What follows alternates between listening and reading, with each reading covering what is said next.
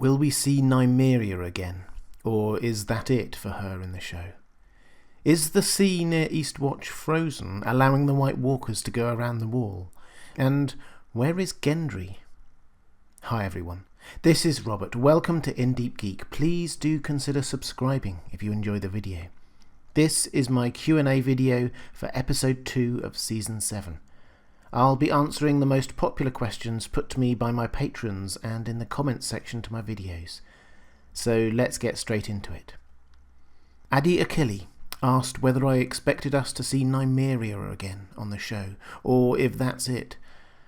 This is, I think, one of those occasions where the books and show differ. In the books, Arya may have sent Nymeria away, but she still has continued to have a bond with her. For example, when in the Riverlands, she sees a large wolf pack and howls at them, and the leader of the pack howls back, the clear implication being that it is Nymeria. She has wolf dreams in which she wargs into Nymeria, and in particular, on one occasion when she is warging into her, she finds Catelyn Stark's body in a river and drags it out, allowing the Brotherhood without banners to find it, and Beric Dondarrion to give her the last kiss. In the books, it is Arya's bond with Nymeria that is most helping her keep her identity as a Stark. So strong is the bond in the books that I do wonder whether her ultimate fate there is to warg into Nymeria full time and run with her pack. But in the show, there has been none of that. Indeed, the show has largely ignored the Stark siblings' relationships with their direwolves. Arya sent Nymeria away in episode 2 of season 1, and that's it. So it actually makes sense that when they find each other again, the bond isn't there. They have both grown and changed, and when Arya suggests that they get back together and travel up to Winterfell, of course Nymeria turns her back on it. Arya saying, "That's not you," is aimed at both Nymeria, who is no longer the pup she was, and Arya herself, who is not the innocent Stark girl anymore. They have both moved on. So will we see Nymeria again in the show? Well, the way the show has taken this, there's actually no plot need for it to happen. That's not to say that it definitely won't. I could imagine the showrunners bringing her back for a cameo appearance in one of the final battles, say, or perhaps, more satisfyingly, they could reunite them later on in season 8, once Arya has fully regained her Starkishness. But it's not necessary for show Arya's story arc. Emily Swire and a lot of other people asked what I made of the sea near Eastwatch being white with ice in the season 7 title sequence. Well, first of all, we should acknowledge that the map in the title sequence does indeed change over time to reflect what is going on in the show. The flag over Winterfell was a Bolton one for a while, for example. So this change probably does mean that the sea around Eastwatch has turned to ice. Now, some people have taken this to be a massive spoiler that the White Walkers will simply walk around the outside of the wall at Eastwatch and reach the lands of humanity that way. I disagree, for 3 reasons. First, on a very basic level, I very much doubt that the showrunners will be able to resist the visual spectacle of having the wall fall and the army of the dead pass over it. I know I couldn't in their position. Second, I think they foreshadowed the wall coming down through the way the Night King got past the magic around the Three-Eyed Raven's cave. And finally, I have a lingering suspicion that the White Walkers can't pass over the sea, even the frozen sea. Building the wall was a massive enterprise, and it would have been a ridiculous design flaw if the White Walkers could just walk around it. The Children of the Forest and Bran the Builder would have known that the White Walkers brought the cold, and yet they finished the wall at the sea. And there's more evidence for this if you look for it. I don't think it's a coincidence that 2 of the most significant places in any battle against the White Walkers, the Isle of Faces and the Dragonglass mine on Dragonstone, are on islands.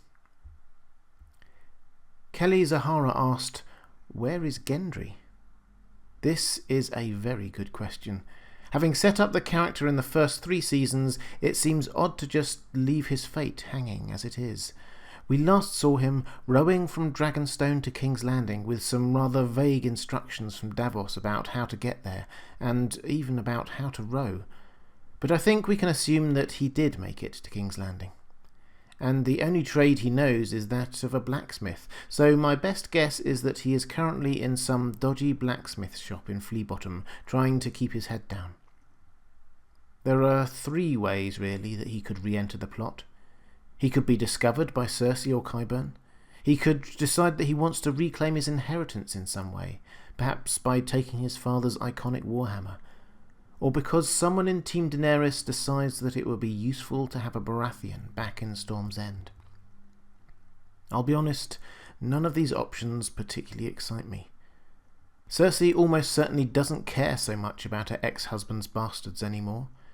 Gendry never seemed to have any interest in claiming his heritage, so it would be a bit odd if he suddenly did now.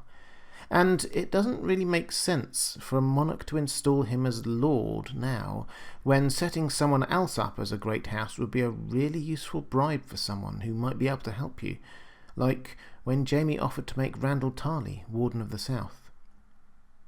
Realistically, there are only 2 people that Gendry would trust to bring him back out into the open: Arya and Davos. Arya is now heading north, so perhaps we need to wait for Davos to get to King's Landing. Finally, Matthew Weed and a few others have been discussing the extent to which the show this season has been lacking a bit of internal coherence. I will choose my words carefully on this one because I love the show, and I respect the huge gulf there is between what makes a good set of novels and what makes great TV. That said, it would be silly to deny that there have been occasions this season when things haven't quite hung right. For example, Daenerys challenging Varys' loyalty is a conversation that would have made a lot more sense before they set sail, but was obviously moved to Dragonstone because it wouldn't have fitted the tempo of the last episode of Season 6. And there have been a couple of times when the showrunners have been clearly so focused on ensuring the visual spectacle of set pieces that they are willing to sacrifice some internal plot coherency to achieve it. For example, with the Greyjoy battle at sea. It looked great, but if you thought about it for a while, you would be left with quite a few logistical questions. This isn't new. I felt the same about both the Battle of the Bastards and Arya's chase through Braavos with the waif, so we can probably expect this to be the way of things from now on. It has to be said, though, that these set pieces do still allow for some wonderful pieces of acting between the beats of the drama, like Alfie Allen's amazing moments of indecision as Theon before he jumped over the side of the ship. And when they get it right, as in the Battle of the Bastards, the results can be astonishingly good. At a fundamental level, none of this should surprise us. No longer being able to rely on the source materials of A Song of Ice and Fire inevitably means losing out on some of George R.R. Martin's exceptional dialogue and plotting, and I don't think that there's any way of getting around that. The balance for that, of course, is the greater freedom for the showrunners and directors to craft masterful pieces of cinematic TV, like they did in the last couple of episodes of Season 6. So I agree completely that the tone of the TV show has changed a little, but it is still my favourite show on TV right now, by a long, long way. So there you have it. What do you think about these issues? Let me know in the comments below. If you'd like to support me in producing more videos like this, as well as getting access to more of my content, please click through to my Patreon page. I really do appreciate it. And if you want to know when my next video comes out, then please click on the subscribe button and make sure your notifications are enabled. Thanks for watching. That's all for this time. I'll see you again soon.